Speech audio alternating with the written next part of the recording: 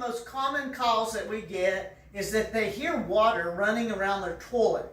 Well, the easy thing to do is first go over to your toilet and just jiggle your handle. Sometimes that's all it takes to stop the running water. If that doesn't stop it, then you're going to have to take the lid off, the toilet lid off, and come and look inside the toilet bowl.